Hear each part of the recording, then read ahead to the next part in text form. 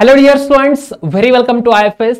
तो गाइस, आज के सेशन में मैं आप सभी स्टूडेंट्स को एक बहुत ही इंपॉर्टेंट रिजल्ट के बारे में बताने वाला हूं, जिस एक रिजल्ट के ऊपर सीएसआर नेट ने अभी तक 5 बार क्वेश्चंस पूछ चुका है।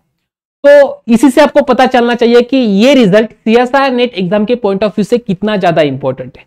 तो चलिए फटाफट से जानते हैं इस रिजल्ट के बारे में। मुझे नहीं लगता कि कोई भी स्टूडेंट्स अगर इस रिजल्ट को पढ़ ले तो उसके बाद इसका क्वेश्चन वो सॉल्व नहीं कर पाएगा। बहुत आसान रिजल्ट है और उसके क्वेश्चन भी बहुत आसान आते हैं, बट इंपॉर्टेंट टाइप है वो इंपॉर्टेंट क्वेश्चन है, तो वो क्वेश्चन हमेशा एग्जाम में होगा ही होगा।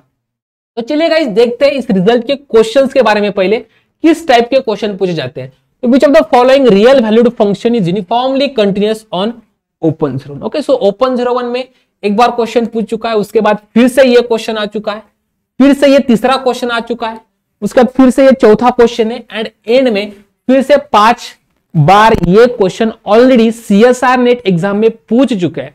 तो अब ये रिजल्ट कौन सा यूज करना है, देखिए यहां पे पूछा गया है यूनिफॉर्म कंटिन्यूटी कौन से ओपन एबी के डोमेन में। तो मैं आप सभी स्टूडेंट्स को बताऊंगा कि अगर आपके पास क्लोज एबी टू आर इस टाइप का कोई भी फंक्शन आप डिफाइन कर रहे हो, तो ये जो फंक्शन है ये यूनिफॉर्मली कंटिन्यूअस कब होता है, उसके लिए रिजल्ट है कंटिन्यूअस एक्सटेंशन थ्योरम।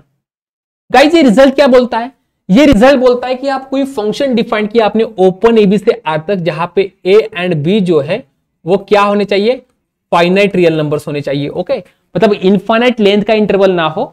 तो अगर आपके पास ये डोमेन है आर तक डिफाइन किया, मतलब रियल वैल्यूड फंक्शन है, तो वो यूनिफॉर्मली कंटिन्यूअस कब बनेगा ओपन ए बी पे, जब आप x is equal to A मतलब left hand point and x is equal to B मतलब राइट एंड पॉइंट पे आप आपका फंक्शन ऐसा डिफाइन करें जिसके बाद ये जो f बनेगा ना, ये क्लोज एबी पे कंटिन्यूअस बने। ठीक है, क्लोज एबी पे आपका फंक्शन कंटिन्यूअस हो रहा है, तो आप बोल सकते हो कि ओपन एबी पे फंक्शन क्या हो रहा है, यूनिफॉर्मली कंटिन्यूअस हो रहा है। जैसे कि यहां पे ओपन 01 है, तो ओपन 01 में e to the power x, इसको देख लीजिए आराम से आप f ऑफ 0 को e to the power 0 that is 1 and f of 1 को e to the power 1 that is e define कर लो।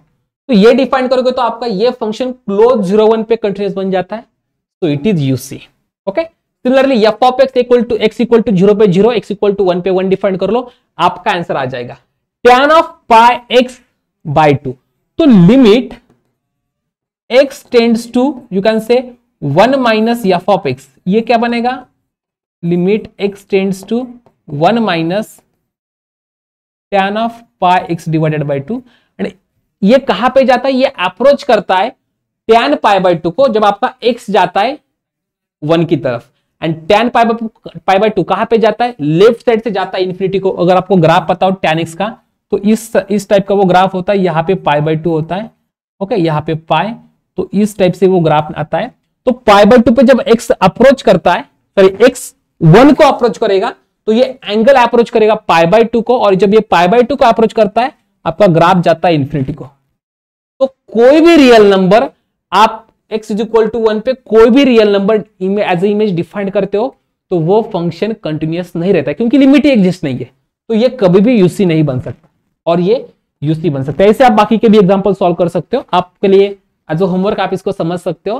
4 एग्जाम्पल से उसको अच्छे से सॉल्व करने की कोशिश करना। घुमा फिरा के आपको फंक्शन पूछे गए, फंक्शंस वही है, most of the functions same ही आते हैं, sin 1 by x sin 1 by x, cos x by x sin x by x, इस तरीके के 1 बाय x, इस तरीके के क्वेश्चंस आपको पूछे गए।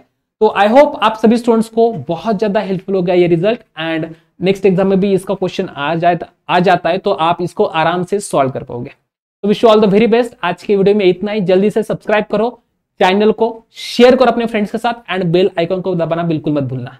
Thank you so much and happy learning.